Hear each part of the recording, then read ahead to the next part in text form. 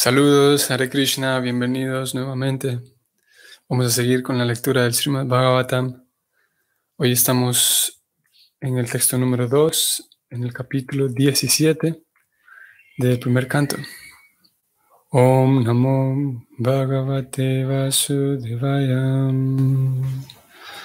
Om Namo Bhagavate Vasudevaya. Om Namo Bhagavate Vasudevaya.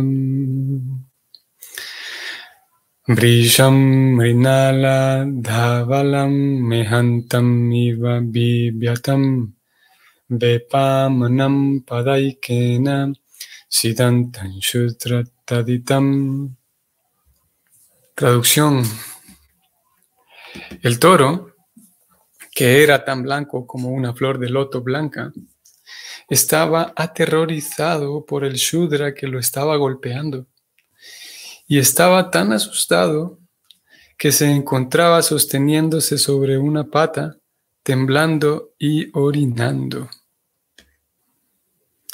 Antes de leer el significado, creo que vale la pena mencionar el hecho de que, si bien es verdad, hemos venido hablando de este toro y esta vaca en todos los textos previos, específicamente en relación al toro. Ya se dijo y leímos hace algunos versos atrás que esto es una forma simbólica de representar a ambos, a la religión que lo está representando el toro y a la madre tierra que lo está representando una vaca. Pero es eso, es es un toro alegórico, digamos, porque sabemos muy bien, alguien que sepa alguien que conozca cómo está diseñado un toro, sabe que simplemente no es posible que se mantenga en una pata, tal como sí puede ser posible para otros animales. Incluso para un ser humano puede sin ningún problema mantenerse sobre una pierna, pero un toro simplemente no puede. Así que esto es más de carácter alegórico. Y como en algún momento dijimos, ya hace bastante tiempo, en alguna de estas sesiones del Bhagavatam, que el contenido importante del Bhagavatam es de carácter ontológico. Y en aquel momento, cuando hablábamos de este tema, hablábamos, por un lado, de la importancia del contenido ontológico del Bhagavatam y no tanta importancia al contenido cronológico o al orden cronológico que las historias pudieran observar. Porque ya que, como hemos dicho también en otras ocasiones, el género literario de este libro es puránico. Los Puranas contienen historias a través de las cuales se transmiten conceptos filosóficos muy profundos. Esos conceptos filosóficos fueron plasmados en los demás libros, podemos decir en los Upanishads, fueron plasmados allá y ahora en forma de historias se presentan esos principios. Se nos cuentan historias de personas viviendo esos principios filosóficos profundos. Y en el caso del Bhagavatam, esas historias no son cronológicas, cosa que pudiera desalentar a algunos lectores. Algunos lectores consideran para ellos importantes que haya un orden cronológico para entonces que tenga validez el texto, ¿no? Y algunas personas desestiman por esa razón el Bhagavatam. Nosotros aprendimos en aquella sucesión discipular de la cual recibimos estos libros, aprendimos que ese orden cronológico no es importante, no es tan importante como si lo es el contenido ontológico. Y en este caso, volviendo al toro, encontramos que la historia del toro y la vaca conversando es eso. Podemos observar aquí el mismo patrón y podemos darle más importancia a la conversación que ellos están teniendo, independientemente de que si un toro y una vaca pudieran estar conversando o no, y esa discusión que nos haría perder el tiempo en realidad. Si nos detenemos a considerar si es posible o no que una vaca y un toro pudieran estar hablando, y luego llega el rey y se pone a hablar con ellos, y encima de eso el toro está parado en una sola pata. En realidad es uno de los filtros que Krishna coloca en frente de las escrituras. Alguien podría observar estas descripciones y simplemente dejar a un lado el Bhagavatam considerándolo poco serio, por eso que estamos mencionando. Lo cierto es que si uno ve un poco más allá y presta atención a los diálogos y al contenido filosófico de fondo, encontrará algo muy profundo. Ok, entonces la traducción, el significado es el siguiente. El siguiente síntoma de la era de Kali es que los principios de la religión, que son inmaculadamente blancos, como la flor de loto blanca, van a ser atacados por la inculta población Shudra de la época. Puede que se trate de descendientes de brahmanas o kshatriyas, pero en la era de Kali, por la falta de suficiente educación y cultivo de la sabiduría védica, esa clase de población Shudra va a desafiar los principios de la religión y las personas con inclinaciones religiosas van a ser aterrorizados por esos hombres. Ellos proclamarán no ser partidarios de ningún principio religioso. Y en Kali Yuga van a surgir muchos, entre comillas, ismos y cultos únicamente para matar al inmaculado toro de la religión. El Estado se declarará seglar y sin ningún principio religioso determinado. Y como resultado de ello, habrá una total indiferencia a los principios de la religión. Los ciudadanos estarán en libertad de actuar como gusten, sin respeto por el guru, sadhu y el sastra. Que el toro esté sosteniéndose sobre una pata denota que los principios de la religión están desapareciendo gradualmente. Incluso la existencia fragmentaria de los principios religiosos va a ser estorbada por muchísimos obstáculos, como si se encontrara en la temblorosa condición de irse a caer de un momento a otro. Aquí termina el significado. Como vimos, Prabhupada sigue haciendo referencia a la ausencia de cultura, a la ausencia de educación y cultivo. Él dice, aquí voy a subrayarlo y ustedes lo van a ver. Debido a la ausencia de educación y cultivo de la sabiduría védica. Obviamente que cuando hablamos de sabiduría védica, aquí incluye tantas cosas, tantos elementos culturales que apuntan al desarrollo espiritual. Dentro de la sabiduría védica encontramos la información que nos encamina, por ejemplo, a llevar una vida limpia, una vida, como los Vedas lo llaman, una vida en la bondad, en la cualidad de la bondad. Eso solamente ya trae una gran cantidad de bienestar a la persona. Simplemente que la persona aprenda a llevar una vida en la bondad, a comer apropiadamente, a relacionarse apropiadamente. Cuando digo apropiadamente es refiriéndome a la cualidad de la bondad que la sabiduría védica nos regala. Y en la Gita Krishna dedica capítulo 14, se titula de hecho así, las 3 modalidades de la naturaleza material. Krishna describe ahí cómo todas las actividades que uno hace se pueden hacer movidos por la bondad, por la pasión o por la oscuridad. Y uno puede tener un cultivo de bondad, por ejemplo. Y la característica principal de la bondad es la limpieza. Y una vez que se cultiva en la propia vida o se lleva a cabo ese cultivo de bondad, solamente eso ya trae y reporta bienestar. ¿Y qué decir de otros elementos de la sabiduría védica? Como por ejemplo el gran secreto, ofrecer ofrendas o realizar actos de ofrenda, que a lo largo de todos los Vedas aparecen diferentes tipos de ofrendas para diferentes tipos de deidades, digamos.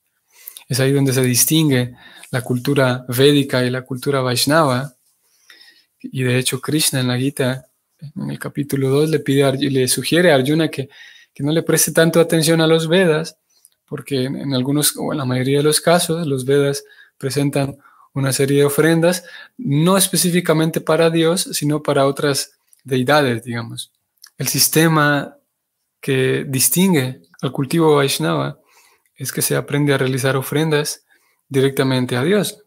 Y uno lo puede ver expreso y expresado en la obra y en la vida de Srila Prabhupada. Todos aquellos quienes de alguna manera han hecho ese ejercicio de prestarle atención a la vida de Srila Prabhupada podrá darse cuenta de que ese fundador de ISKCON, que es Srila Prabhupada, no mostraba un fanatismo religioso tan desagradable que se manifiesta a veces en algunas personas, incluso seguidores de Prabhupada. Entonces Prabhupada era, afortunadamente, como digo, y siguiendo a sus maestros predecesores, sabía muy bien que conciencia de Krishna significa conciencia de Dios. Servir a Krishna significa servir a Dios. Y en varias ocasiones él le alertaba a sus discípulos que tuvieran cuidado y no tener un comportamiento ofensivo contra líderes religiosos de otros senderos religiosos que estén presentando el servicio a Dios, Prabhupada decía. Okay. Entonces, decíamos todo esto porque la sabiduría védica tiene tantas informaciones importantes. Aquí mencioné únicamente dos, que era el cultivo de la bondad y la realización de ofrendas. Y con simplemente eso, con tener educación y cultivo de sabiduría, Prabhupada dice que en su primer propósito de ISKCON, tal vez ustedes lo conozcan o lo recuerdan, él cuando funda esta institución llamada ISKCON, está fundada para darle empuje a algo llamado como el movimiento de Sankirtan. Prabhupada no es el fundador del movimiento de Sankirtan, tampoco es el fundador del movimiento Hare Krishna, sino el movimiento Hare Krishna o el movimiento de Sankirtan, que es lo mismo. Se funda en la Edad Media, en el año 1500, y es fundado por Krishna, por Sri Krishna Chaitanya. Y él pide a sus seguidores que vayan y lo distribuyan. Prabhupada en 1960 sale entonces de la India, abre y funda una institución para tener una presencia legal, digamos, y tiene una personería jurídica también en los Estados Unidos. Entonces funda ISKCON, se llama por sus siglas en inglés, la Asociación Internacional para la Conciencia de Krishna, para la conciencia de Krishna. El mismo ISKCON se declara a sí mismo como un sirviente de la conciencia de Krishna, algo que ya existía. Y él en su primer propósito, él funda esta institución y escribe 7 propósitos. Y en el primero de ellos él dice que ISKCON está para distribuir conocimiento espiritual en la población en general y enseñarlo, educarlos, él dice, en las técnicas de la vida espiritual para detener el desequilibrio de valores en la vida y conseguir la verdadera meta y la paz y la unidad en el mundo. Y en ese primer propósito él habla de estas dos cosas: educación, de manera explícita lo dice, educar a la gente en general, en las técnicas de la vida espiritual. Él dice que esas técnicas de la vida espiritual son un sinónimo de enseñarles el cultivo de la sabiduría, para entonces detener el desequilibrio de valores, que es lo que causa desorden social. Es curioso porque y como lo hemos mencionado en otras ocasiones, en estos contextos, cuando Prabhupada habla de Kali Yuga y los desórdenes sociales, si bien es verdad, en algunas ocasiones él señala a los líderes y los políticos, él sabe muy bien, como un representante de toda esta sabiduría, sabe muy bien que el desorden no se debe a los políticos, sino el desorden se debe a la falta de valores, a la falta de educación. Efectivamente que la política corrupta es un gran factor que impide la educación, por ejemplo, que anula la educación, o que en vez de educación adoctrina a las personas para que se hagan daño a sí mismas. Efectivamente que la política juega un papel importante. Sin embargo, es uno de los factores, simplemente. Y en ese primer propósito, como digo, Prabhupada, ya de entrada, él sabe muy bien qué es lo que está buscando y está convencido de que el bienestar social se puede conseguir a través de la educación y el cultivo de sabiduría, como aquí lo dijo él. Él está describiendo a las personas shudras, se los dijo arriba, con falta de educación y de sabiduría.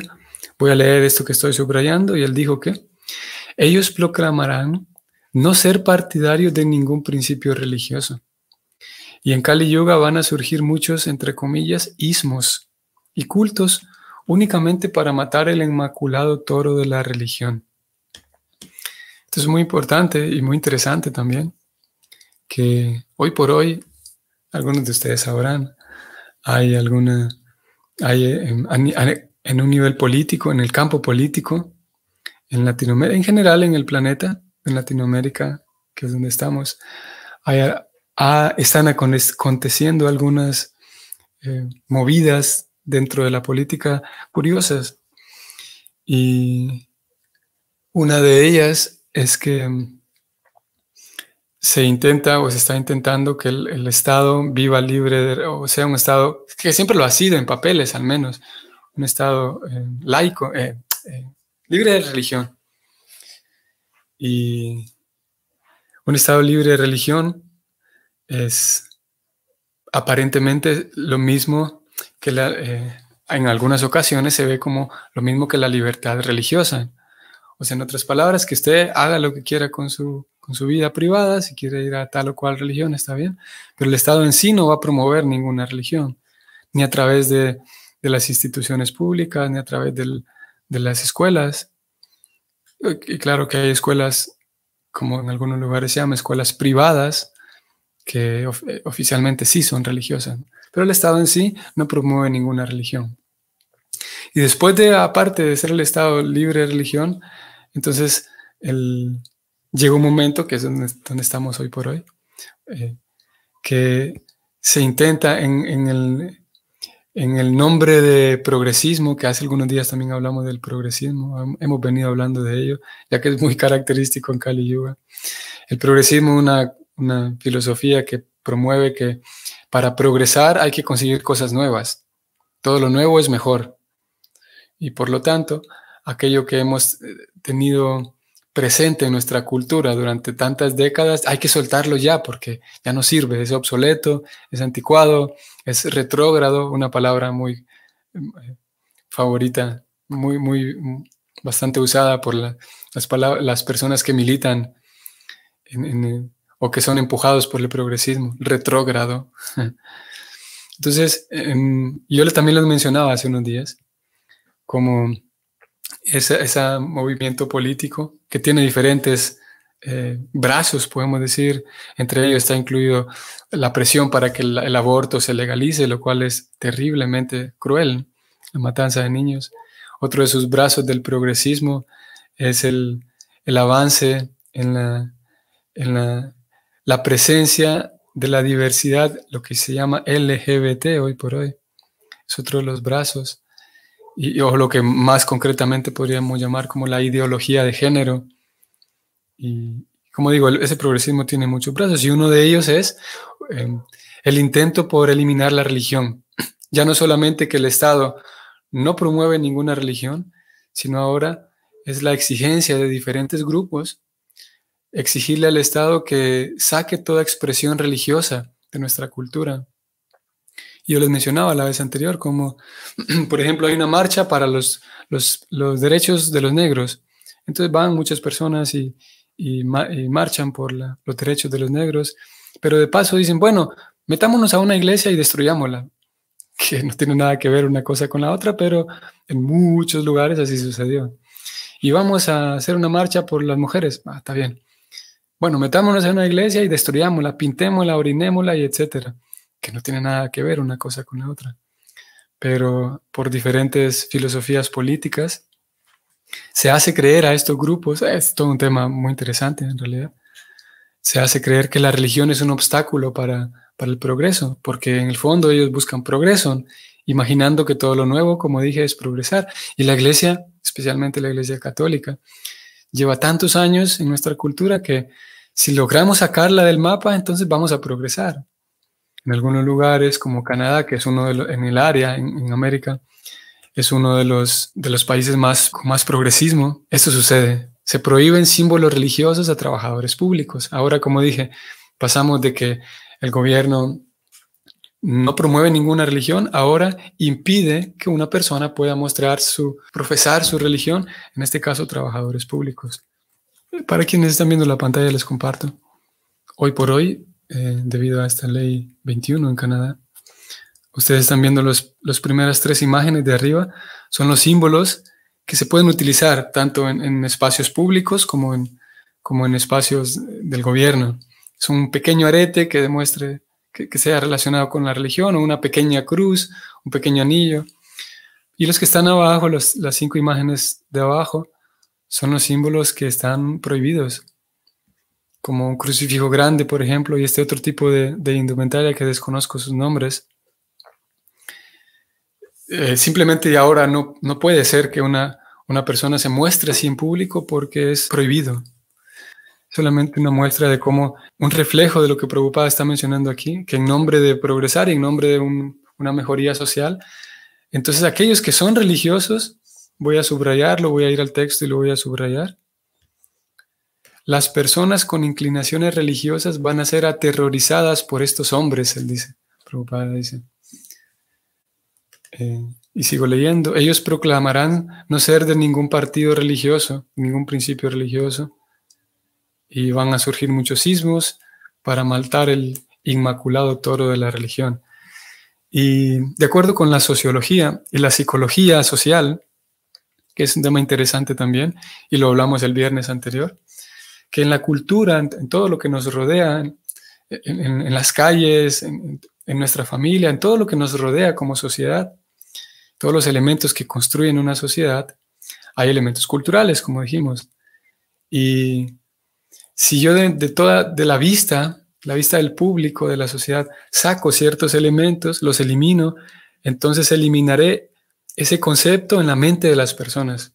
¿Cómo puede ser esto? Vamos de vuelta. Si yo tengo mi niño, por ejemplo, un hijo, y todos los días de camino al colegio pasamos por una iglesia, el niño sabrá que existe el concepto de iglesia.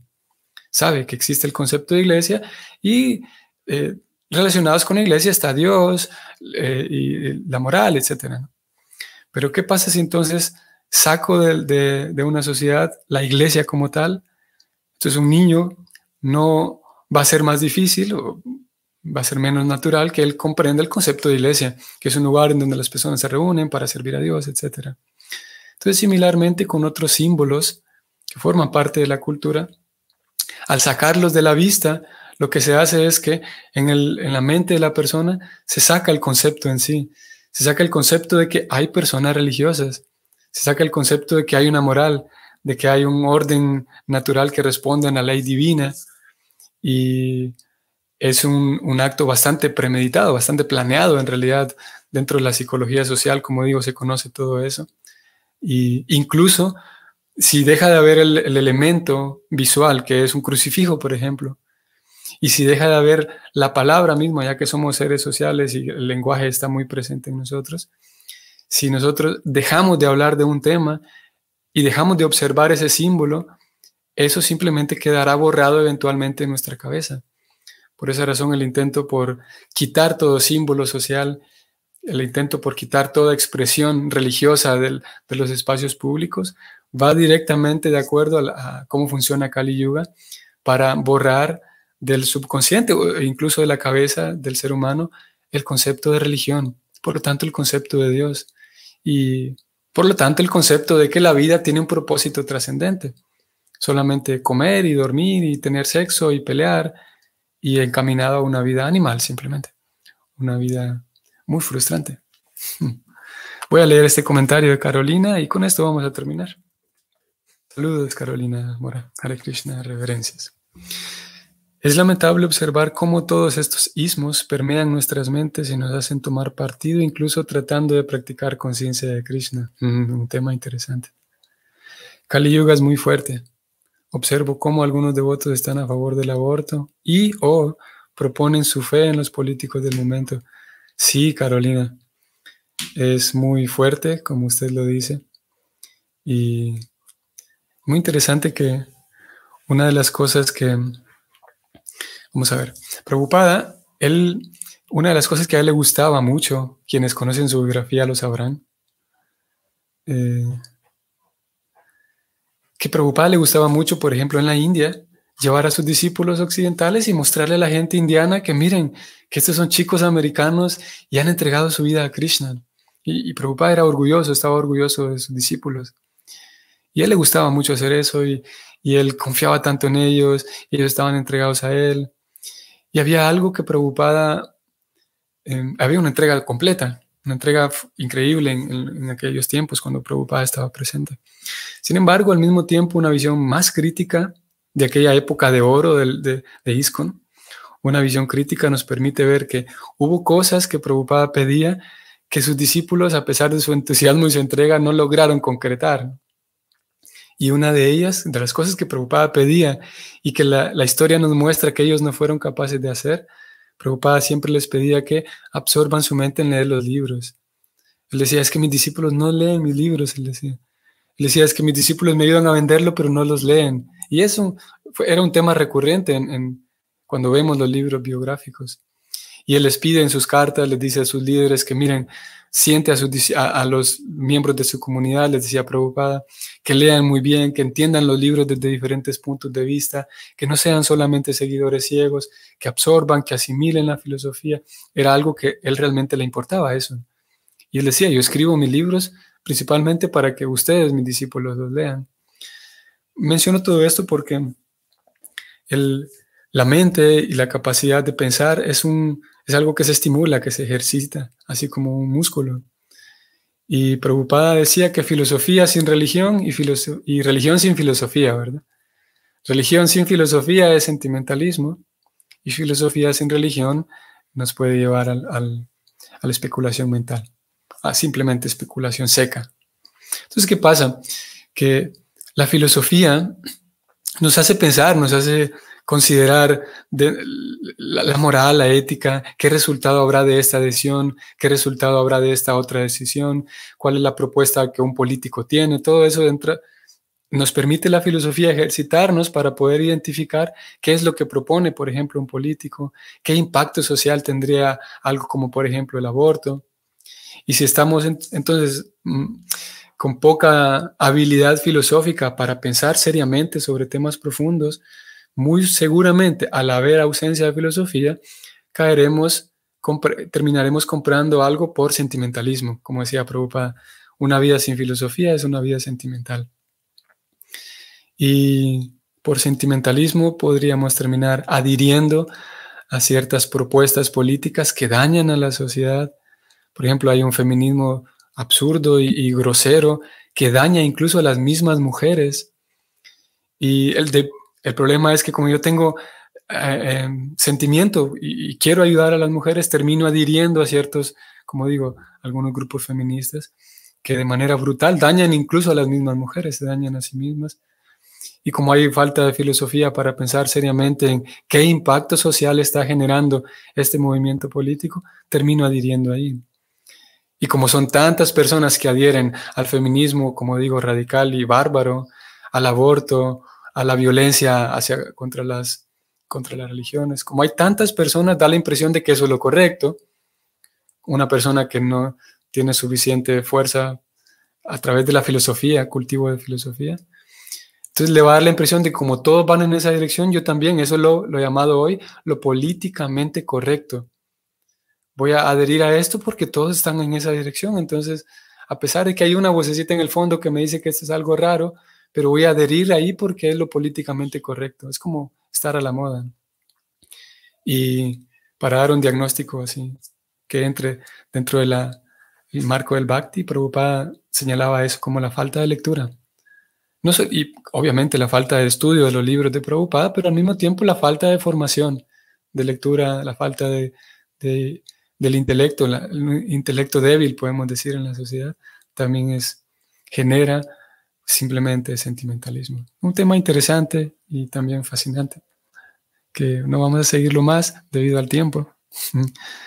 Pero sí, Carolina, Kali Yuga es muy fuerte y vale la pena estar firmemente establecidos, tener una mente serena, tratar de instruirse, de leer, de estudiar los libros y de practicar llevar una vida seria, ordenada y seria.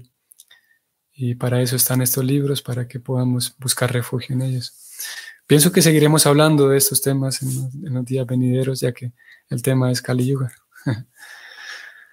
Ok, entonces espero que tengan un bonito día. Saludos, Carolina. Hare Krishna.